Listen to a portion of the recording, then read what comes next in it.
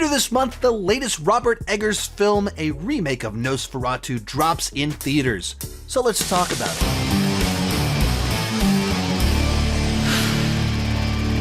Hi, my name is Sean, and I love to talk about movies and TV way too much. With that in mind, go ahead and join me down below in the comments section. What's your excitement level for Nosferatu? And if you've seen it, what did you think about it? With that said, let's get started. And so much of what is very cool about this movie is that it feels like this filmed nightmare. The sequences are sort of designed to put you in the perspective of the characters that are experiencing them. So during our kind of normal exposition films, it's played fairly straight. But as soon as characters start experiencing the effects of the Count Orlok in the movie, and they're starting to be put into his trance and under his spell, the directorial style starts to shift a little bit. The nature of the camera work changes. The way that things are cut together is just a little bit different. So even like the first time a character meets Orlok, there's ways in which he's hopping around in the scene that are just unnatural, that it's not what really happened, and it's disorienting to the character, but it's disorienting to the audience as well. And you're like, oh, well, that's not quite right. And you're used to seeing the patterns and flow and rhythms of reality, and it's cut to break that, to violate that. And so it puts you in the perspective of those characters. There's so many ways that the movie has sequences that are like filmed nightmares, where they have nightmare logic to them, dream logic to them.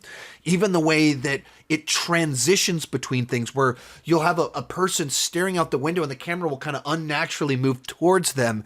And just in such a fluid manner, all of a sudden, we're following a person walking down the road. It was a shot of a person standing still, looking out a window, something like that, and all of a sudden it just seamlessly goes to a person walking down the road, where the perspective changes from the camera's perspective shooting a person's head to now following a totally different person walking down the road. And it just has captures the essence of dreams and the way that we experience them and how they flow together naturally, but devoid of logic. And I love it when movies are able to do that. The other thing that the movie does kind of so well is that it's all about the mood and the atmosphere. While there are plot points that kind of drive the story forward, so much of the movie is about this growing sense of doom and dread. And as these characters get more wound up in the plot and connected to Orlok, the crazy starts to expand and the evil starts to spread. And it's not even the specific plot points that are building the momentum. It's the intensity of the music, of the editing, of the crazy on display. And you feel like you're moving towards something horrible happening later on in the movie. It was just an interesting way that it uses mood and vibes more so than necessarily plot points during a lot of the movie to push things forward. It's just like such an interesting change. It's not, I don't feel like I've experienced a movie that used vibes like that before. And part of also what kind of works in its favor in so many ways is it just has a impeccable production design and makeup, where we just feel completely transported back 130 years to Germany, and everything looks, perfect, believable, has a verisimilitude to it. But the other thing that was neat about it is that the movie has a black and white vibe to it. It very frequently feels like you're watching a black and white movie, but it's not. It's in color. And so much of that goes to the production design, the intentional choices in the costumes, in the sets, where you're watching a shot that is fully in color, and the only kind of reds and browns are coming from human skin tones and maybe like the wood that people are carrying, something like that. A coffin has a brown to it, and almost everything else is black and white. And so it just has this very striking, gorgeous look to it that just, captures your attention from beginning to end. And just so much detail, so much intentionality into the look of everything in regards to big picture, production design, costumes, but also the framing of every moment to just look haunting and timeless. Today's video is sponsored by MeUndies. Holiday season is upon us, and MeUndies is the best brand I've found for unbelievable comfort. They've got you covered so you can be your coziest self. From lounge pants to hoodies, sweatpants, and onesies, MeUndies is so much more than just an underwear brand.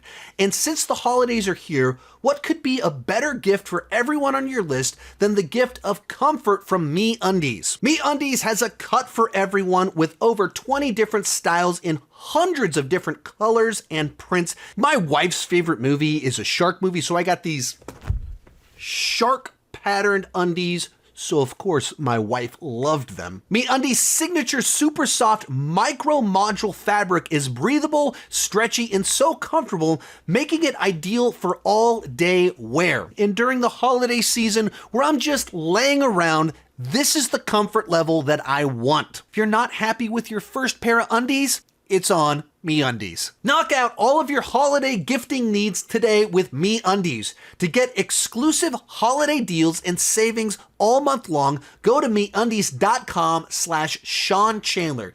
Enter promo code Sean Chandler.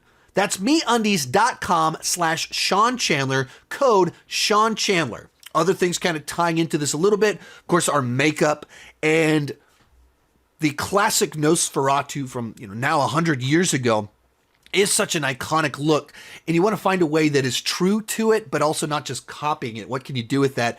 And I think they found something, just this very unsettling look.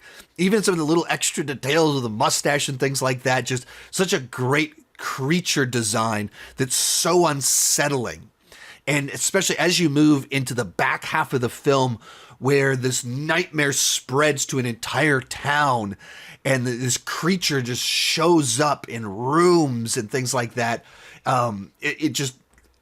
We've seen so many creatures like this and vampires, and it finds a way to still cut through and pop and be something different. And of course, one of the most important details in that is our Skarsgård playing Count Orlok in the movie. And he's so good at playing these just ominous evil creatures. Of course, most famously as Pennywise, but then here playing such a different evil beast that doesn't have the humor of a Pennywise, but is absolutely able to pull it off in his mannerisms, how he moves, how he stands, just the voice that they go with. Just so commands your attention. It does have this mesmerizing quality to the performance, which ties into what's going on with the characters and the way they feel around him. There's such a poetry to all of his lines, and at the same time, it's that just booming, commanding voice that kind of pulls it all together. So a movie that just succeeds so much on the vibes, the atmosphere, the world that's created, the way that it pulls you into this nightmare. And I guess I probably should have mentioned this a little bit earlier. There's just a lot of really cool shots in here. This is one of the best ones is the shot of like this shadow of a hand going across the town. There's a number of places where shadows are used inventively. Talked about the dream logic in certain sequences. There's just a lot of creativity, ingenuity in a number of the sequences in the film that just make for this a movie where that you're watching a Robert Eggers film. And in an era where so many movies come off corporate, feel directed by committee, this is a film where you feel his hand on every single scene, sequence, the design, all of it. It has an actual unique flavor and design to all of it. And so if you're a Robert Eggers fan and are a fan of Dracula, Nosferatu, and you want to see what he's going to cook, well, he's going to cook something you're probably going to really enjoy. There's a few things that didn't fully wow me about the film or weren't necessarily for me, so let's move on to the bad. And the big thing here is that while the movie absolutely succeeds on all the technical levels, it's gorgeous to look at, there's so many inventive ways that it's captured on screen, the actual story itself feels very familiar. Now, of course, this is a remake of Nosferatu, but Nosferatu itself was an unofficial adaptation of Bram Stoker's Dracula, where they wanted to make Dracula, and they didn't want to pay the rights for it or whatever, and so they basically made Dracula, except changed out some names, some details, things here and there, in which case we've seen Nosferatu and we've seen Bram Stoker's Dracula before. And of course, very famously, we've seen Francis Ford Coppola's Bram Stoker's Dracula within the last about 30 years. And almost immediately, you can see and you can feel a lot of one-to-one comparisons here. Now, Francis Ford Coppola and Robert Eggers are very different directors. And so, if you like, depending on your taste, you might dramatically prefer this to Francis Ford Coppola's film, but they're both adapting essentially the same story. So on plot points, overall story flow, there's a lot of similarities. Both of them have a lot of creative visual techniques, the use of shadows, things like that. It's very reminiscent of what Francis Ford Coppola did. Eggers' version of it is different, but it's also categorically similar. You're drawing comparisons. Both of them have that dreamlike essence and feel to them. In which case, if you're someone that is a big fan of Francis Ford Coppola's Bram Stoker's Dracula, there might be a lot of negative comparisons here. But also, if you just love Robert Eggers' style, love what he brings to the table, that might be a favorable comparison where you go, oh, this does it more in a style that is more on your vibe or whatever. Likewise, just with 30 years of increases in, production quality, modern day techniques, things like that. Perhaps in that sense, it also could be an improvement over that. But at the same time, at its core, there's a familiarity to it. And what this movie has to offer isn't new story, reinventing the story, telling it in a radically different way. It very much is Robert Eggers' version of this story that we've seen told before. And if that sounds awesome to you, then you'll probably have a great time with it.